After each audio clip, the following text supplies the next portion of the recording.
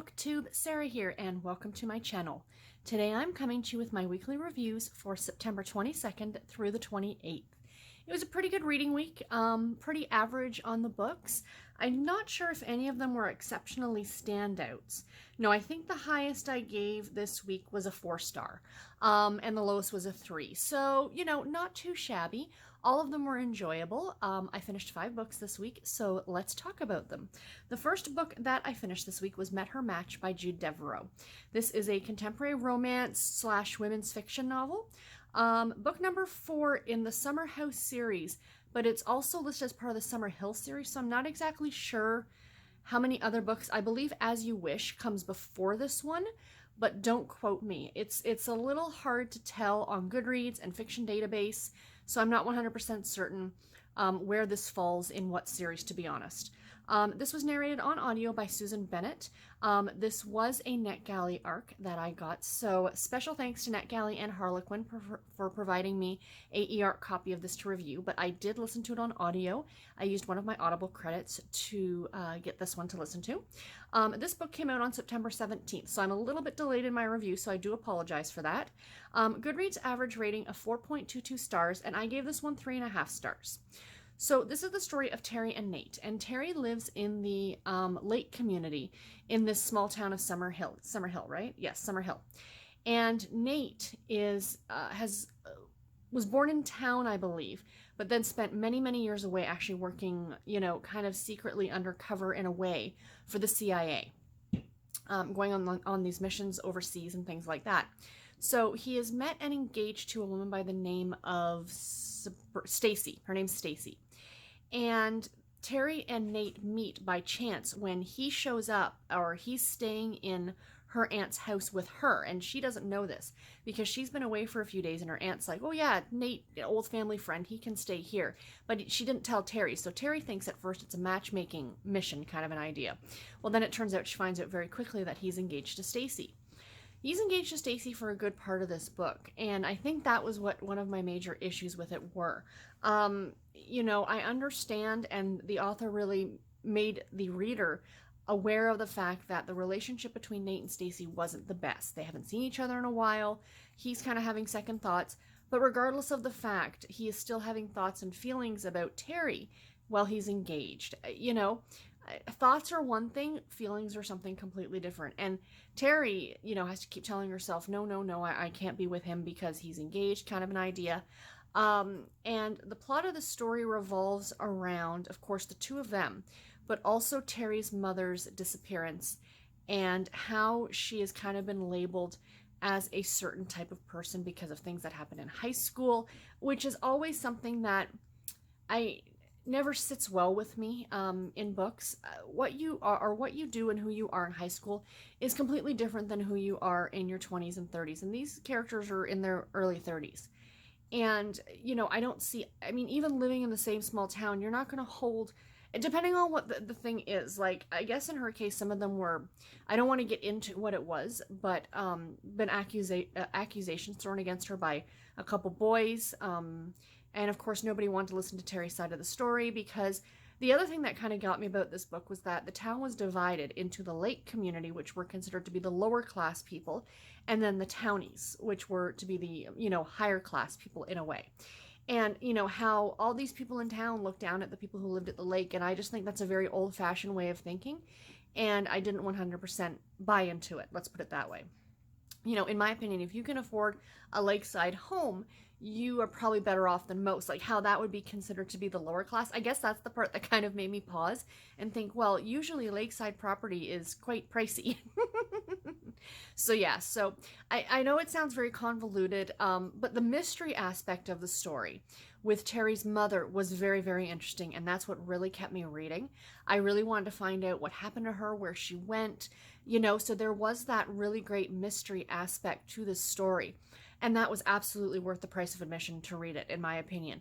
The relationship between Terry and Nate, I'll be honest and say not so much. I didn't see it. I just had a very difficult time, seeing where his loyalties lay. He's staying with Stacy, because of like, they agreed to get married and blah, blah, blah. But if it's not working, you need to walk away. That's just the way it goes. You're hurting the person more by staying, in my opinion. So, and then when Terry and Nate finally got together, all these people were looking down on them because she's again from the lake community and he's from the town, kind of an idea. And it just seemed very old fashioned to me, and I didn't love it. I like the rest of the characters. You can definitely tell this is part of a long-running series because you are meeting a lot of characters that have shown up in previous books and what have you. So yeah, at the end of the day, do I recommend it? If you like a good contemporary romance women's fiction, you know, and you're looking for a great relationship in a story, maybe not this one, but again, the mystery aspect of it with Terry's mom, absolutely worth it. I thought that part of it was super, super interesting. And, you know, I really like the secondary characters, and I do have the previous book, As You Wish, and I do plan on reading it. This was my first Jude Deveraux. It will not be my last. I will definitely be reading more for this author because it was very well written, very well developed characters. I just didn't completely agree with their relationship. The next book, sorry, I have an itchy nose, you guys. The next book that I finished was Deception Lake by Paula Graves. This is a romantic suspense novel, if you couldn't tell from that cover. Book number 4 in the Gates series. This can absolutely be read as a standalone. I have not read the previous 3 books, but I was in no way lost on this book on what was going on. Harlequin Intrigue number 1553, originally published in 2015. This one has an average Goodreads rating of 3.97 stars. Guys, I gave this one 4 stars. This was one of my higher rated books this week. I really like this one. This was also part of my 40 Years of Harlequin project, so that's exciting. This one was really interesting. It is about our characters named Mara and Jake. And Mara and Jake had a relationship about 4 years ago. He was a rodeo rider, and he has recently left the rodeo due to injury. His pelvis was crushed in a bull riding accident. And so he's spending kind of a week or so with his brother-in-law and sister-in-law at this kind of lake community. I think it's in Tennessee. It's called Deception Lake is where the location is. And that might sound odd that it's his brother and sister-in-law. But the thing is that his brother-in-law was married to his sister who was killed. And I believe that their story is a previous book. So I definitely want to go back and read the previous books to find out, you know, how that all played out. But anyway, he's, you know, kind of on this vacation, and he, at the beginning of the book, meets up with Mara in just a little cafe diner. And she at first is kind of like, I don't know who you are. And then it dawns on her on who she is, on who he is. And they only spent really like a week or two together. I think that's what I'm gathering, if I'm remembering correctly. So, you know, they had a little bit of a relationship, nothing sexual, no adult relationship. They were just, you know, really, really good friends. And then he starts to realize that she's in a little bit of trouble when he, you know, she won't talk to him, but he owes her money, a substantial amount of money. So he finds out where she lives and he follows her home, essentially. Very stalkerish, I know. But when he shows up, there's a man who is also in her home, and he's trying to kill her. And the story goes from there, that the two of them are kind of on the run from this person, and secrets are revealed. There is a great twist that I was totally not expecting in this book that comes fairly early on in the story, but it's kind of like, okay, this is interesting, you know what I mean? And it makes a lot of the puzzle pieces kind of fit into place. But even though it happens earlier in the story, you really need it to happen then in order for the rest of the story to kind of take place. Do you know what I mean? Really good. If you love a good romantic suspense, I highly recommend this one. I do believe it's available as an ebook. This was published in 2015, so it's a few years old. You're generally not going to find it, you know, in your bookstores. You can probably find it on Amazon if you want a physical copy. I know I got mine used from one of the secondary marketplace sellers on Amazon, so definitely check that out. Or like I said, just take the easy route and just pick it up for your Kindle. Really, really good. Again, I was able to read it as a standalone from the rest of the series, but I absolutely am going to be going back and picking up the rest of the series because it was that good. Paula Graves, I think I've read her before, but I don't remember. But she is definitely an author now that is on my radar, and I think I'm going to be needing to read the rest of her books. The next book that I read was A Princess in Theory by Alyssa Cole. This is a contemporary romance. Book number 1 in the Reluctant Royal series. So I've read book number 2, which was called A Duke by Default, and I read that earlier this year and I really liked it. So I was looking forward to going to the beginning of the series and starting here, and then I think Princess on Paper is the third book, so I need to read that one next. This was narrated on audio brilliantly, in my opinion, by Karen Chilton. She does such a great job on these. I love her narration. I'm pretty sure she narrates everything that Alyssa Cole writes, and she is spot on perfect. Book was published in 2018. This has an average rating of 3.81 stars on Goodreads, and I gave this one 4 stars. For a challenge, this was for the Triple RC challenge, for challenge number 3, which was featured author challenge. So for the month of September, Alyssa Cole was one of the featured authors for this. So this is very much, in a way, a Cinderella retelling, and I really, really liked it, right down to the fact that our main character, Letty, I think it's Nalini, not Nalini,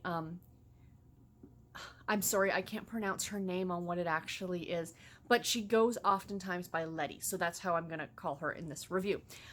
She even has 2 white mice.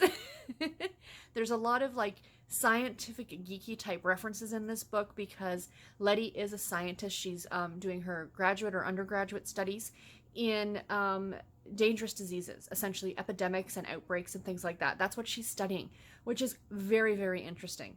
So the backstory of this is, and you find this out very early on, so I'm not ruining any part of the book for you guys, is that she was born in this small African country, and she was actually betrothed to the prince when they were just toddlers, which is always something that kind of creeps me out ever so slightly. I understand it's a lot of people's cultures, but I guess coming at from a Western viewpoint, it's a little odd. But it's even addressed in the book, that something is said about that. And I get it, it's a culture thing. So, you know, I'm not downplaying it. It's just not something that I am personally used to. But anyway, so they're betrothed as toddlers. And then her parents fled the country not long after that. And then they moved to the States, to New York City. And they died not long after. So when she was quite young, I think about 5 or 6, she was orphaned. And they even changed their names when they came to the US. Like, it was that much of a break that they made from this place that they lived before. So she was kind of being raised in foster homes, but nobody ever really adopted her. And then she eventually aged out of the system. And she, you know, went to university, and she's now doing this graduate or undergraduate degree. I mean, she's done very well for herself. She's living within her means. She does not make a lot of money. You know, her apartment is just a little studio. She sleeps on a futon. She eats ramen noodles every day. I mean, I think it's something that a lot of students can absolutely understand and empathize with in that aspect. Well, at the very beginning of the book, she's getting these emails from this country that, of course, she knows nothing about. She has no memory of living there. Her parents, of course, died when she was young.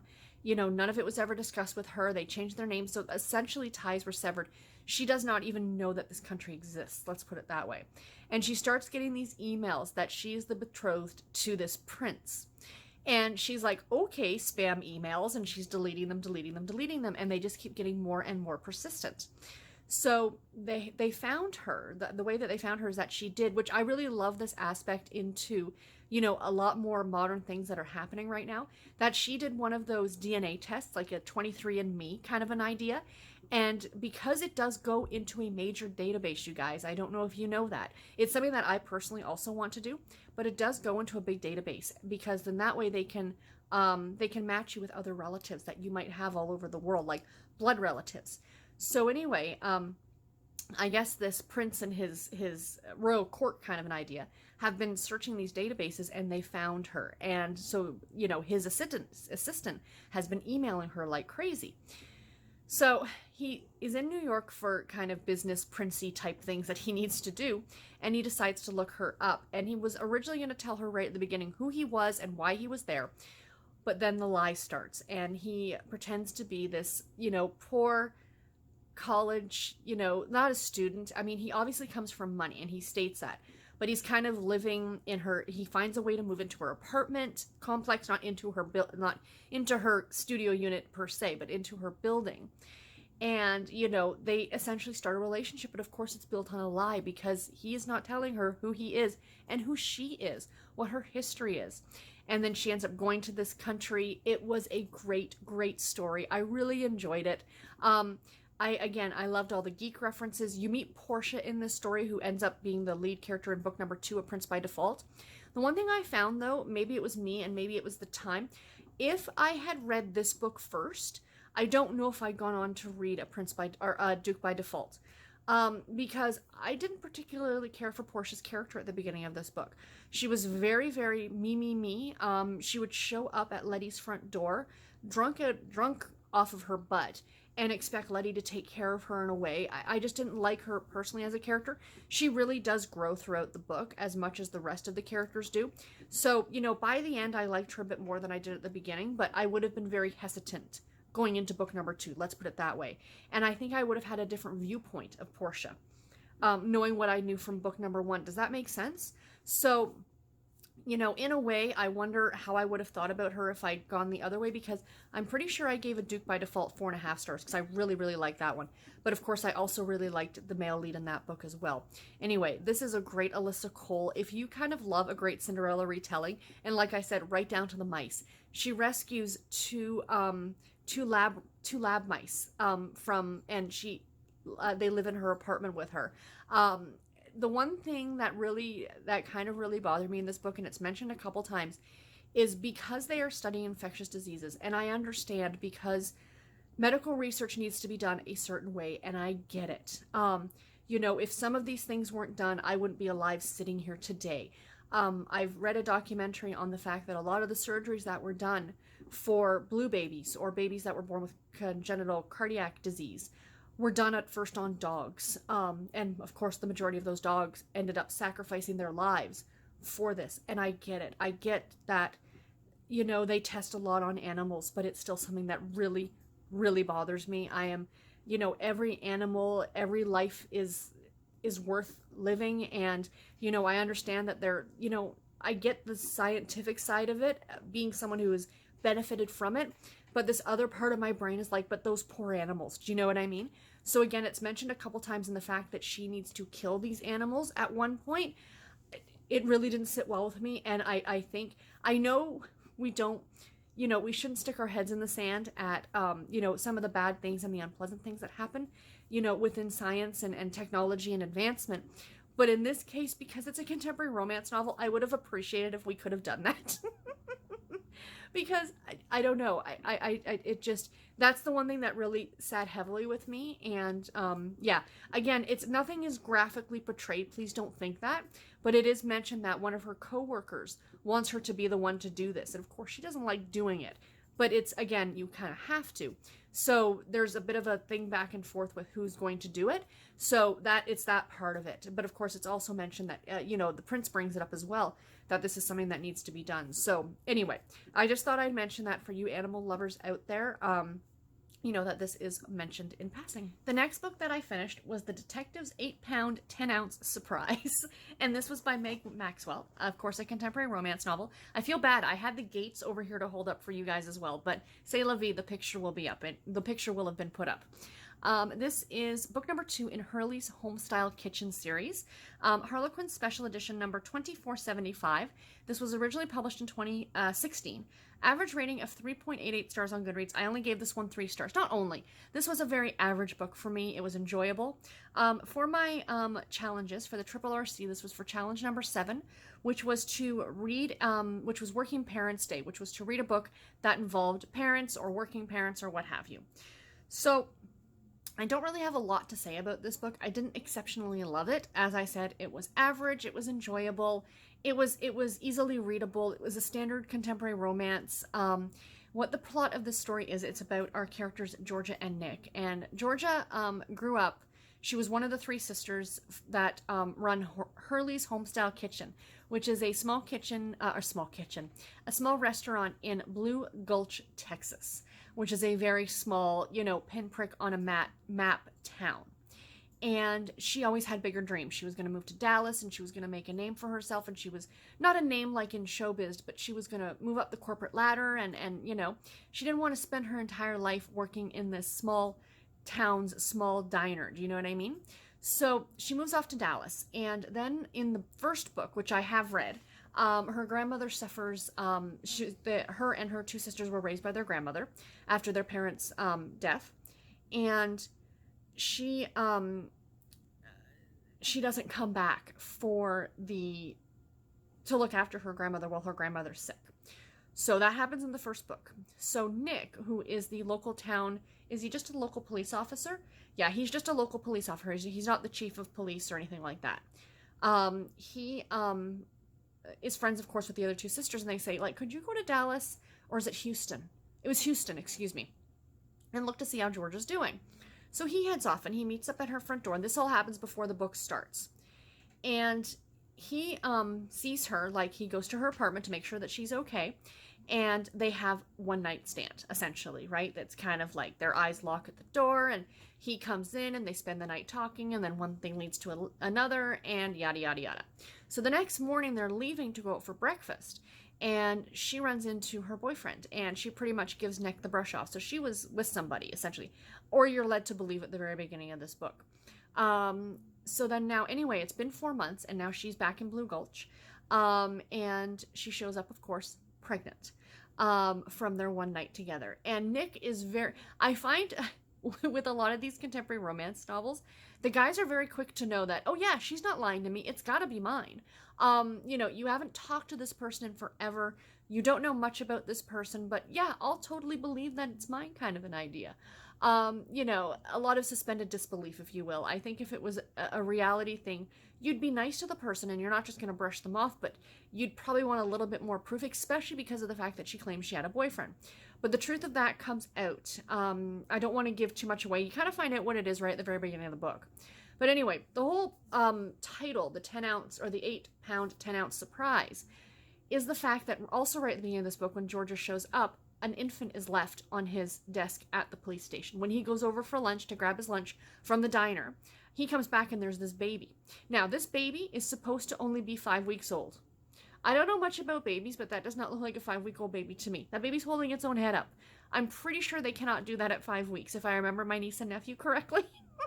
I mean, don't get me wrong. That cover is stinking adorable. I mean, who doesn't love a good-looking cop in uniform holding a little baby? I mean, it's, you know, all of us who have, what is it? Our internal clock, like that motherly, you know, it kind of pulls on those strings. You know what I mean? Even me, who's not having kids, it kind of makes me go, aw. But I have to say the art department may have failed on this one just a little bit. I mean, it got me to pick up the book, so that's one thing, but on the other, not exactly realistic. So anyway, I just had a really hard time with this book with Georgia. She was expecting Nick to be like, oh, how wonderful. We've only seen each other once in 4 months. You totally gave me the brush off and pretty much told me to F off when your boyfriend shows up.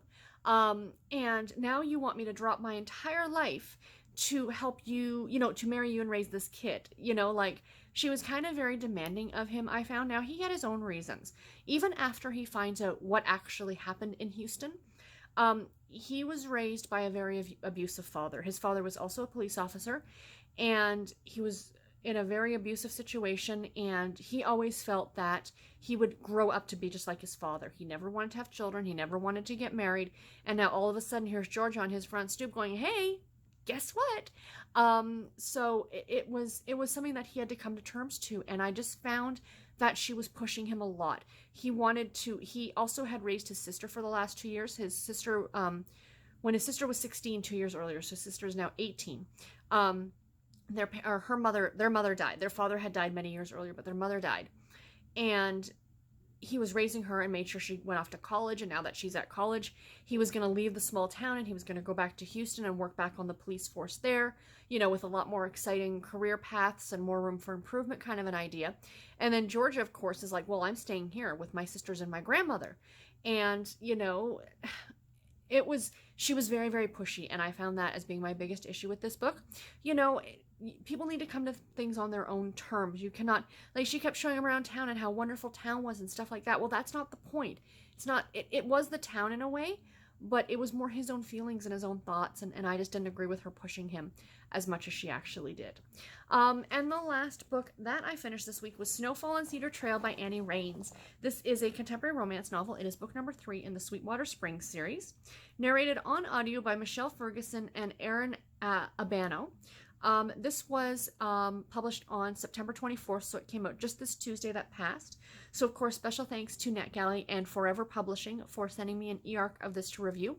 Again, it was an e-arc, but I grabbed a copy on audio, so, of course, I listened to it on audio. Average Goodreads rating of 4.57 stars. I gave this one 3.5 stars. It was a good story, but it wasn't super fantastic. For my Triple RC challenge, this was for challenge number 1, which was S's for September. So, my screen has suddenly gone a little bit dark. Sorry, you guys. So anyway, this is the story of, bear with me just a second here. Sorry, I've read so many books. This is the story of, oh yes, Helona and Alex. I love her name, Helona. How pretty is that? So she has been living in this small town of Sweetwater Springs her whole life, essentially. And her and Alex knew each other growing up. Her brother and Alex were best friends, so they spent a lot of time together as kids. And she ended up marrying a guy by the name of Theo. And, you know, he was an ex-football star, and then he actually became violent towards her. And Alex kind of, as a police officer, stepped in and had him arrested. And then not long after that, the two of them were separated at that point, or divorced, I think. He died in a skiing accident, her husband, or her divorced husband. She also has a young son by the name of Theo, and ever since his father died, he has developed selective mutism. No, not mutism. Am I saying that right? He doesn't talk. So, that's where the story starts off. It's like, you know, just before Thanksgiving, and a lot of things are kind of going on in this town. Alex is investigating his father's death. His father died 11 years ago in a hit and run in town, and he's never been able to crack the case, essentially. And now that he's digging, and every year at Christmas time, he digs back into it again, hoping to find his dad's killer. Well, around this same time, him and Helona start spending a lot of time together, and a romance kind of develops between the two of them. And of course, she's also dealing with these issues with her son with this. Obviously, he's got some very repressed feelings and things like that going on about his father's death. This was a very heavy book for a Christmas book, and I think that's what part of my issue with it was, and why it didn't get 4 stars. The writing on this was fantastic. The characters in this were fantastic. This is the 3rd in the series. I absolutely plan on going back and reading books 1 and 2. I believe there's a novella as well, and I cannot wait to read those. But I just felt there were a lot of heavy topics, but I guess that happens a lot with Christmas stories, is that they want you to have that miracle, that second chance kind of an idea. A lot dealing with spousal abuse. So do keep that in mind.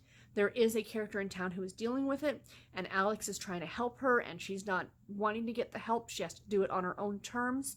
You know, like, it's not something that, as much as you want to force the person that you know this is a very bad situation, and this could end very, very badly, you can only do as much as you can do. Like, he arrests her he arrests this person's husband, and you know, she can make the choice on whether she wants to go to a shelter or what she wants to do.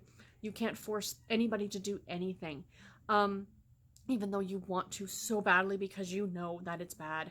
You know, and of course him dealing with his father's death, and you know, Helona dealing with her ex-husband's death, and dealing with these things with her son. It was a lot that was kind of pushed into one book. And it was a lot to deal with. I understand why it was all in there, that some of the situations mirrored each other in a way. And there's, of course, as per usual, there's a lot of misunderstandings. I felt with this one, though, there was more external conflict than internal conflict between the characters. And I also found that the issues were wrapped up very quickly and neatly with a nice little red Christmas bow, essentially. You know, the story was, I mean, it was a decent length. It's almost 400 pages long. And, you know, you're getting towards the end and there's like only so much book left. And then all of a sudden, you know, stuff is like, hey, and this happened. You know, a cold case that he's been trying to crack for 11 years is like that. You know, I don't know. I didn't love the book, but I didn't dislike the book. It was a great Christmas story. I could absolutely see this one turning into a Hallmark type movie for sure.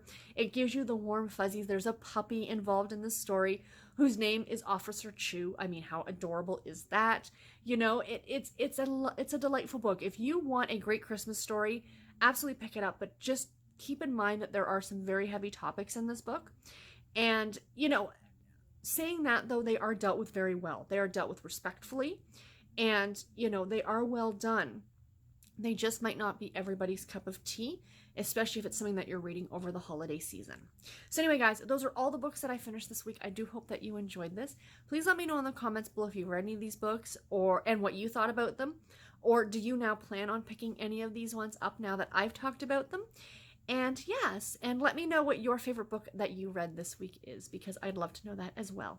And until my next video, everybody, take care and happy reading. Thank you all so much for watching. Bye, guys.